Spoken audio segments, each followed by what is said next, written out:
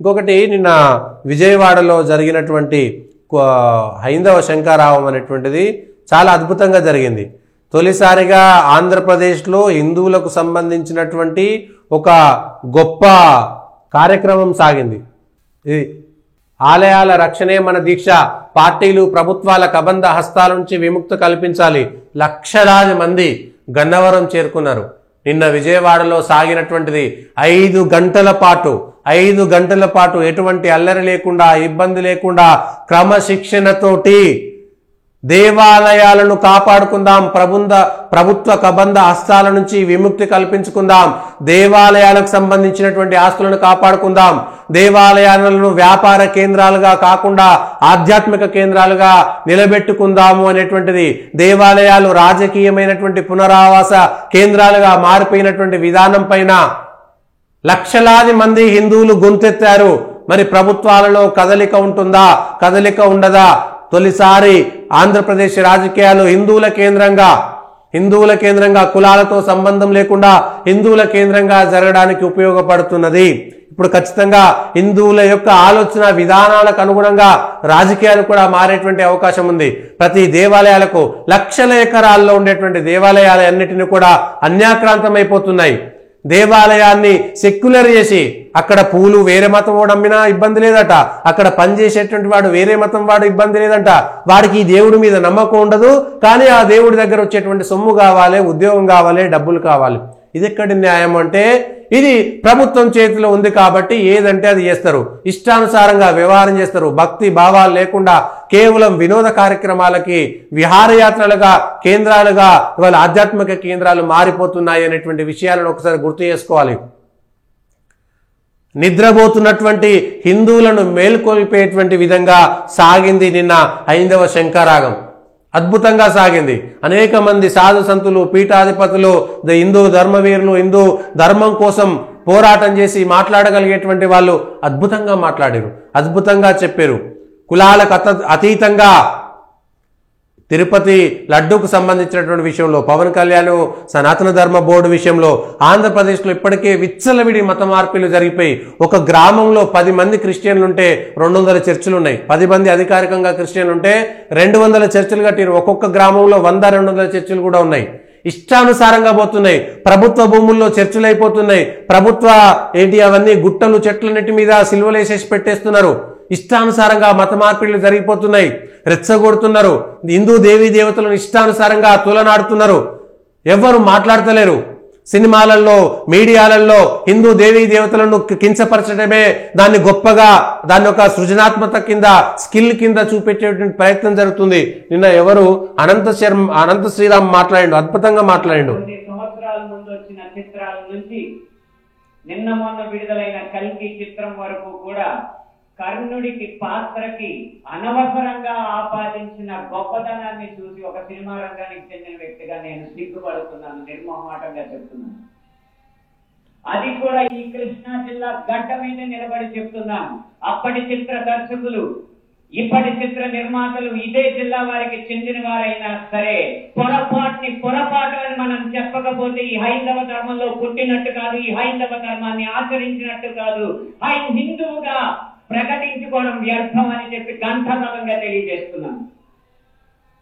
ఇప్పుడే ఈ సభలో, ఈ గొప్ప సభలో సత్యవాణి గారిని అభినవ ద్రౌపదిగా వక్తలు అభివర్ణించారు.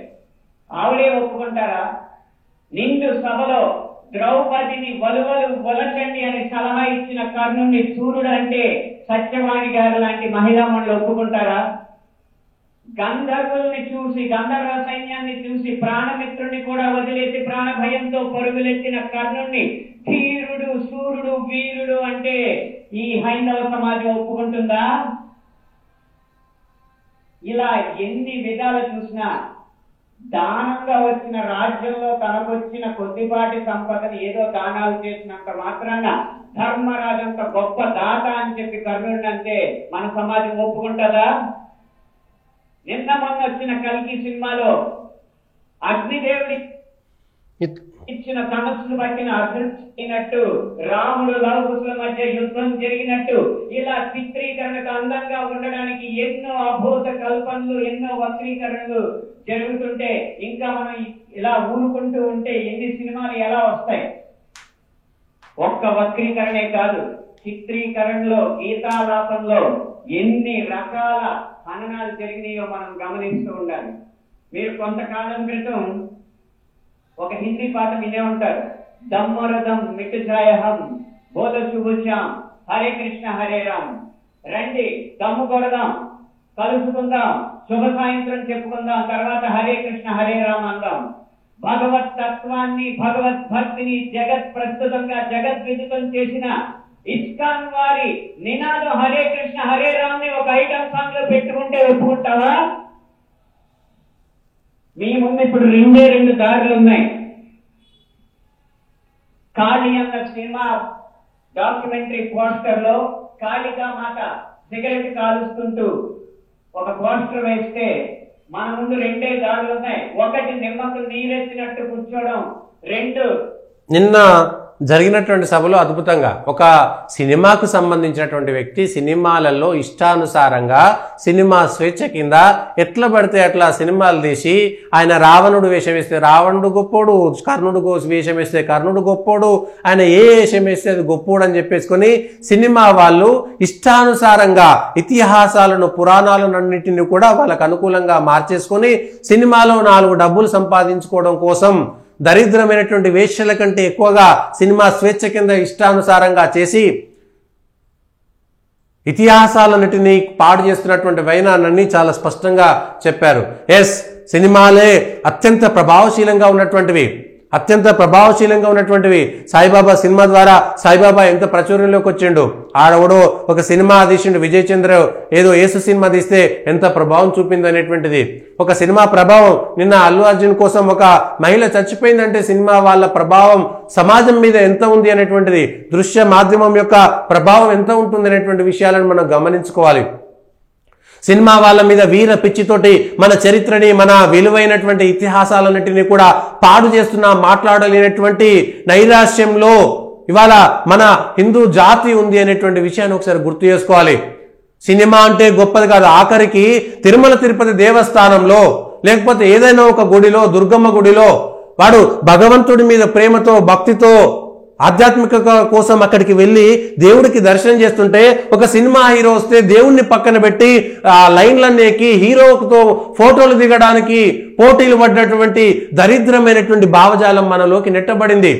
ఒక దేవాలయంలో వాడు హీరో కావచ్చు, వాడు ప్రధానమంత్రి కావచ్చు, ముఖ్యమంత్రి కావచ్చు, ఎవడొచ్చినా సరే దేవుడి దగ్గర అందరూ సమానమైనటువంటి విధానంగా ఉండాల్సినటువంటి అవసరం ఉంది. సరే, కొన్నిసార్లు తప్పనిసరి పరిస్థితుల్లో కొందరికి ఉంటుంది. కానీ దేవుడి గుళ్ళో కూడా దేవుణ్ణి కాదని అక్కడికి వచ్చినటువంటి సినిమా హీరోని చూడడానికి పోటీ పడేటువంటి దరిద్రమైనటువంటి భావజాలం మన మనసులోకి ఎక్కినటువంటి పరిస్థితిని ఒకసారి చూడాల్సినటువంటి అవసరం ఉంది. ప్రజల్లారా ఆలోచించాల్సినటువంటి అవసరం కూడా ఉంది. ఇదే లేకపోతే రేపొద్దున మన పరిస్థితి ఏమైపోతుంది? ఇంకా ఇట్లానే వెళ్ళిపోతామా?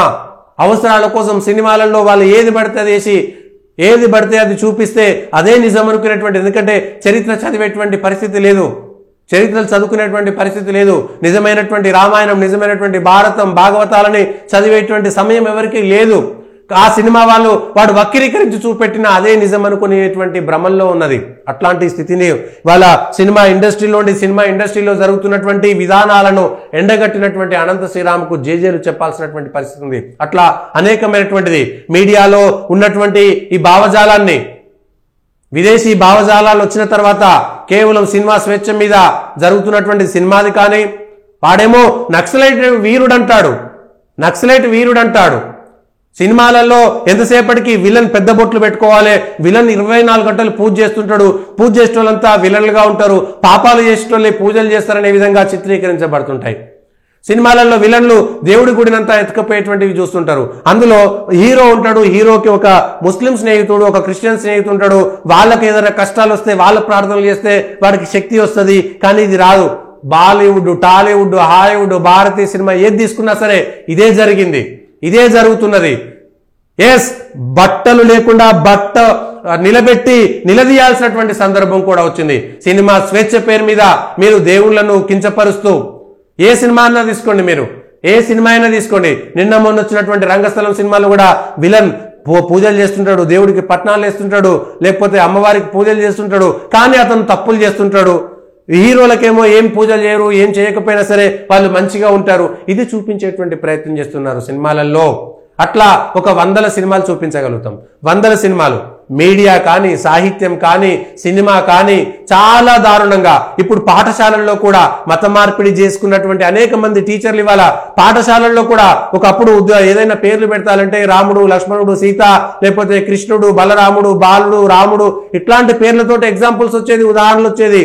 ఇవాళ కాదు, ఇబ్రహీం, అబ్రహం అనేటువంటి పేర్లు ఇవాళ పాఠశాలల పుస్తకాల్లోకి వచ్చి చేరిపోయినాయి.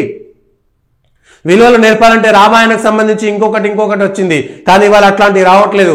100 ఉన్నాయి. ఇవాళ సిలబస్ పైన కూడా ఖచ్చితంగా ఒకసారి మార్పు రావాలి. పాఠశాలల్లోనే రామాయణ, మహాభారతాల, ఇతిహాసాల, కావ్యాల యొక్క గొప్పతనం లేకుండా పోతున్నది, పేర్లు మారిపోతున్నాయి. కాబట్టి ఖచ్చితంగా దానిపైన కూడా దృష్టి పెట్టాల్సిందే.